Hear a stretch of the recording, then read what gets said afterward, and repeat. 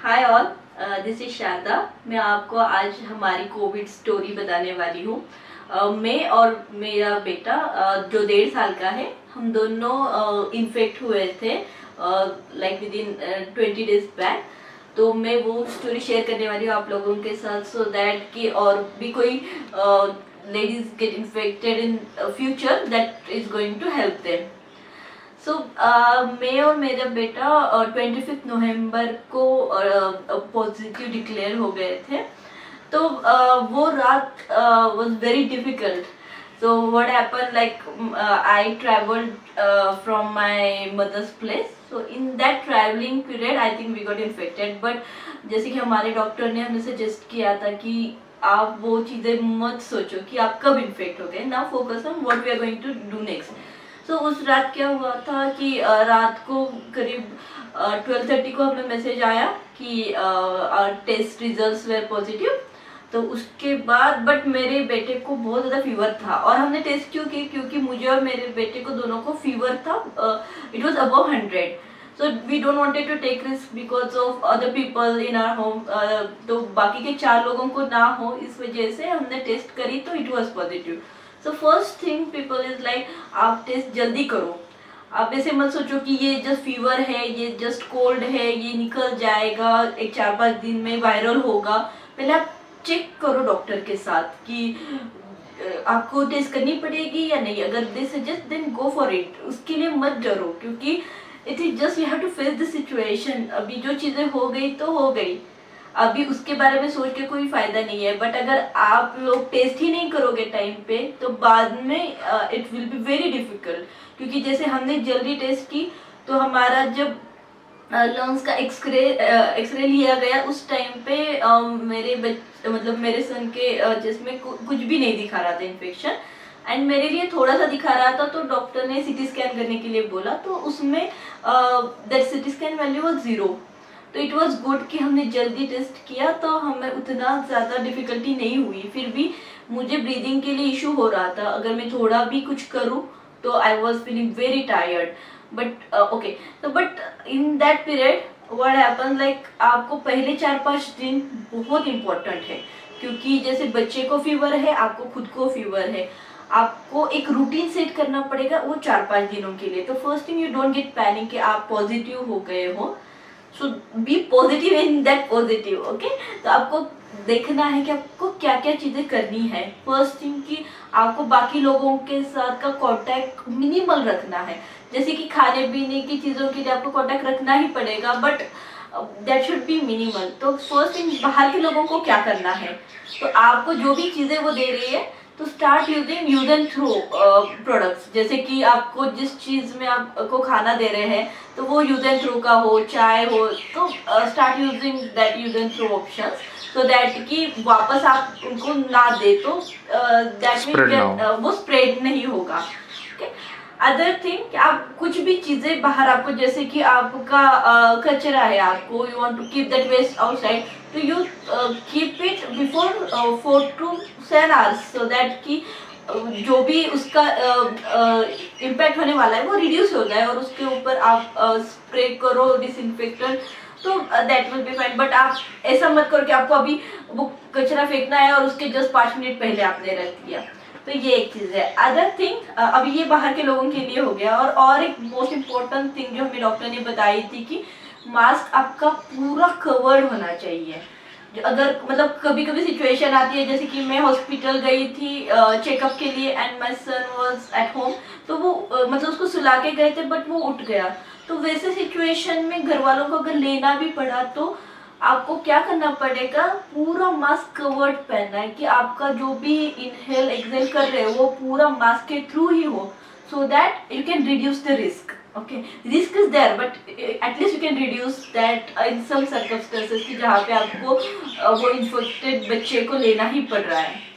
तो ये हो गया बाहर के लोगों के लिए। एंड अदर थिंग कि ओके, टेंशन सबको आ ही जाता है, हम कितना भी बोले, वो वर्ड के साथ ही आता है, कोरोना हो गया तो। और जब छोटे बच्चे को होता है, तो फिर भी आपको ये फाइट करना ही पड़ता है। This is not just a fight of people who are suffering from corona, this is a fight of whole family, क्योंकि हर कोई उस स्ट्रेस से जाता है।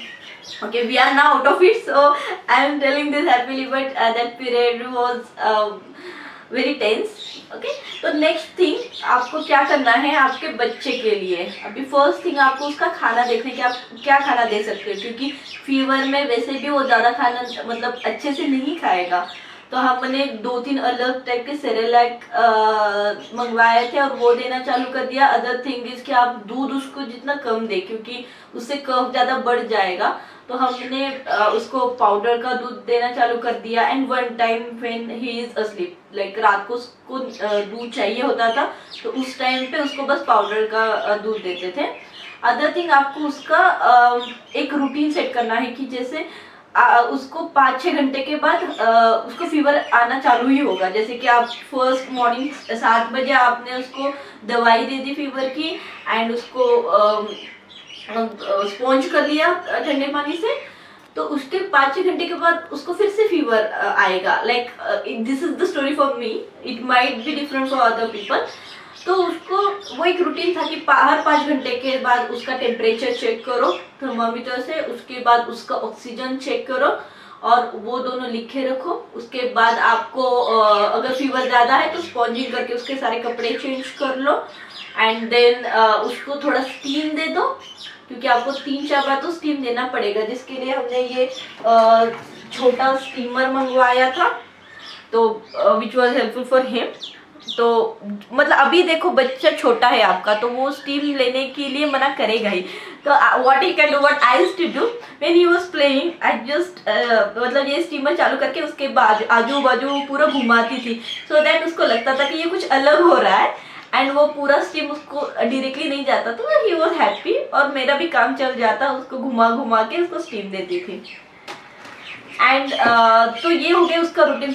उसके बाद आपको खुद का भी रूटीन सेट करना पड़ेगा कि जैसे बच्चा कब सोता है उसके हिसाब से आपको आपका सोने का भी रूटीन करना है। क्योंकि क्या होता था, आपको उसके कपड़े डेटॉल से धोने पड़ते थे, उसको भिगो के रखे, आपके कपड़े आपको रूम क्लीन करनी पड़ती थी, डेटॉल का पानी लेके साफ करना पड़ता था, क्योंकि फिर वो बच्चा नीचे खेलेगा, आप भी इन्फेक्टेड हो, आपसे वो ज़्यादा कुछ और इन्फेक्शन ना बढ़े।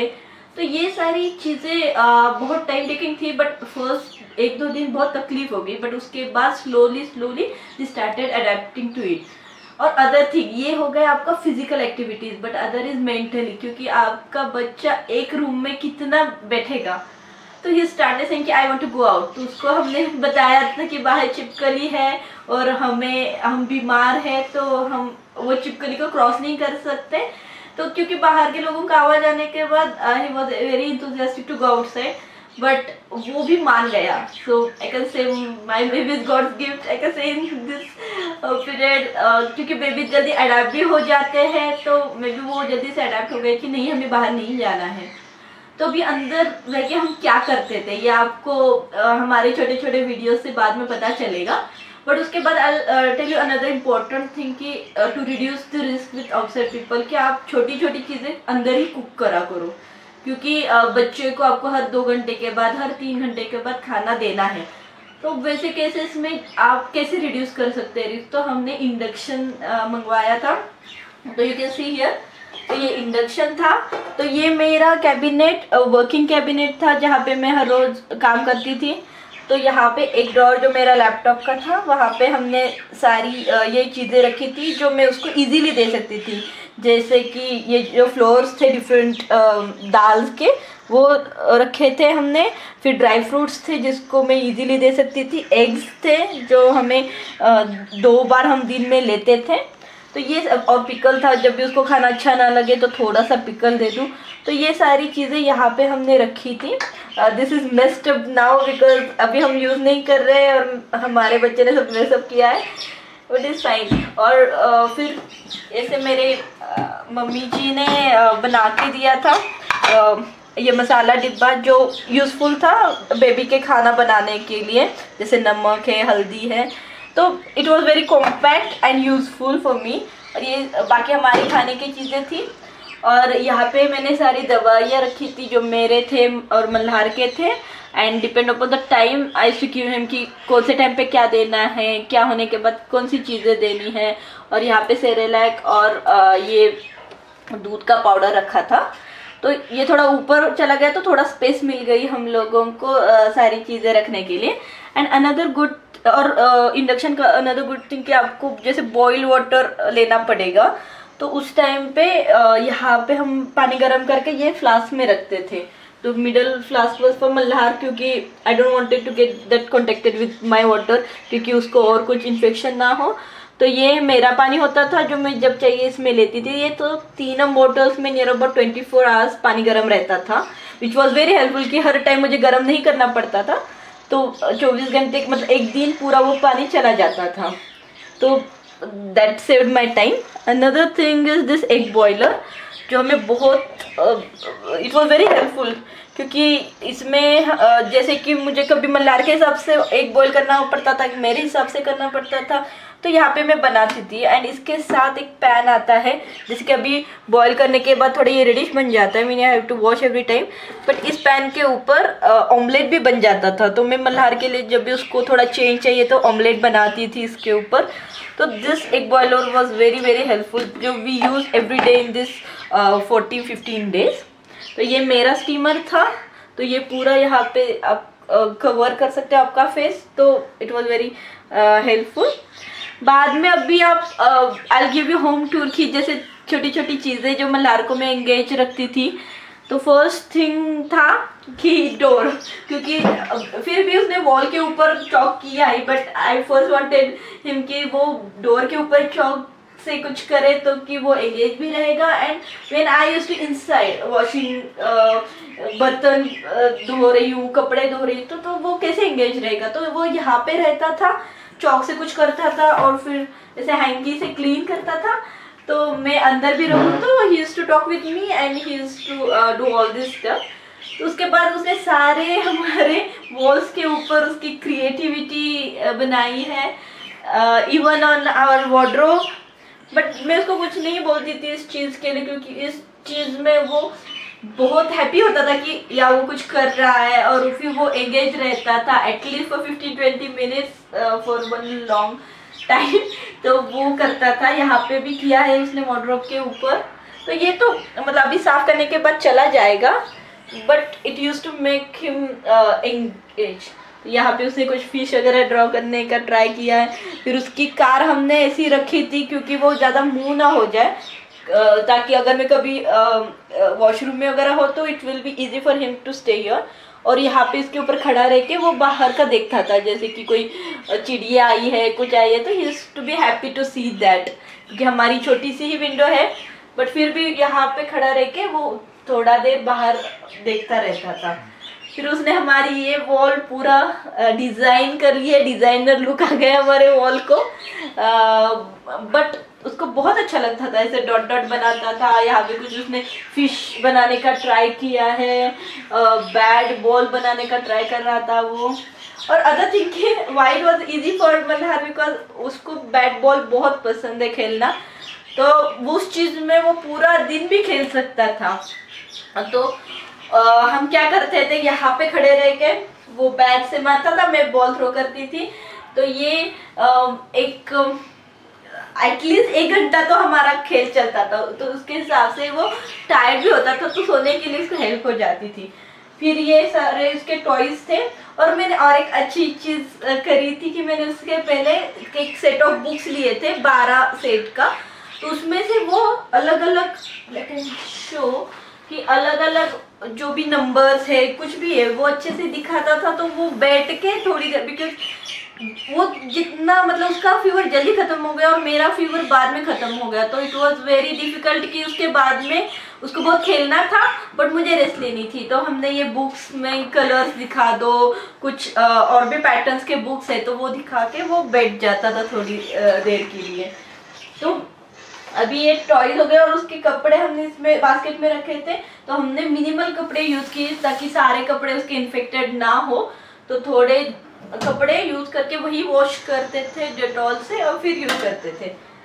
ये बाहर का सेक्शन है जहाँ पे हम लोग लंच के बाद आते थे, क्योंकि यहाँ पे बहुत तेज़ हवा चलती है। जैसे मैंने यहाँ पे एक बेडशीट लगाया था क्योंकि कफ था, सर्दी थी, तो ठंडे हवा से बहुत परेशानी होती थी। बट उसको खेलना था, एटलीस्ट बाहर का देखना था उसको क्या है। तो उसके लिए हम लोग लंच के बाद यहाँ पे आते थे। तो 2 PM to 4 PM हमारा यहाँ पे चलता था खेलना। Even in the morning like 9 AM 10 AM जहाँ पे बहुत सारी सनरेज आती थी, तो उस टाइम पे भी वो यहाँ पे आता था। जैसे हमने यहाँ पे उसके टॉयज रखे थे, तो आके वो खेलता था, बाहर देखता था और वो बहुत खुश होता था। और हम लोग जैसे कि बॉल बलून हाँ खेलते थे, तो टायर्ड होके वो 4 बजे सोता था। तो हमारा ऐसा रूटीन था।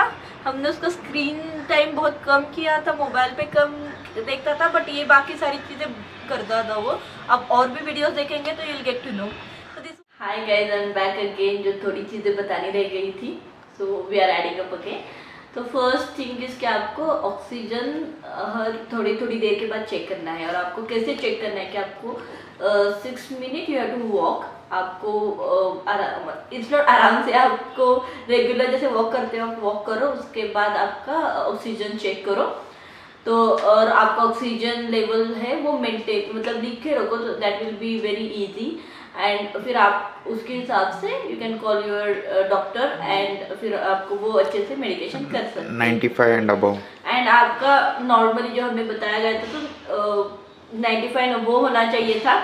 और मल्हार का तो हमेशा 100 होता था। और लकीली मतलब हम दोनों को ऑक्सीजन लेवल कभी ड्रॉप नहीं हुआ। और मेरा भी वो 98 99 होता था, तो इट वाज हेल्पफुल। बट आप भी हमेशा वो ऑक्सीजन चेक करते रहना। अदर थिंग कि आप फ्रेश फूड लिया करो। Luckily like it's like blessing to have a great family कि आपको हमेशा गरम गरम फूड लेके मतलब बना के देते थे।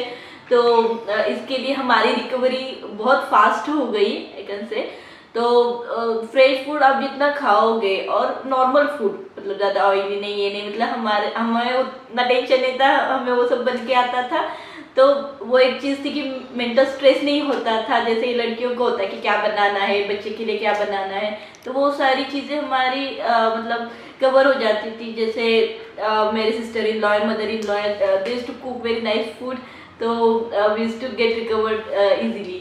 और उसके बाद है कि आपको पैनिक नहीं होना है। जैसे कि आप जितना पैनिक दिखोगे आपके घर वाले उससे ज़्यादा पैनिक हो जाएंगे, क्योंकि उनको पता नहीं होता कि अंदर आपका क्या चल रहा है। तो और आप बच्चे को भी उतना अच्छे से नहीं रख पाओगे। तो first thing you be happy and positive जितना हो सके, so that your baby also will be happy with you. और ये चीज़ें ये आपको उतना टाइम मतलब देना ही पड़ेगा। जैसे 17 डेज का पीरियड है, तो उतना आपको वैसे भी अंदर रहना ही है, आपको वो फाइट करना ही है। तो why not fight with good vibes और पॉजिटिविटी। तो आप बिल्कुल भी पैनिक ना हो, आप घर वालों को भी बताओ। But first thing as I mention earlier also कि जल्दी से टेस्ट कर लो ताकि आपको ज़्यादा इशू ना हो। तो guys stay safe. Covid story, I hope you guys liked it. And अगर आपको किसी को भी कोई इशू हो तो you guys contact us, will help you guys. Thank you, bye bye.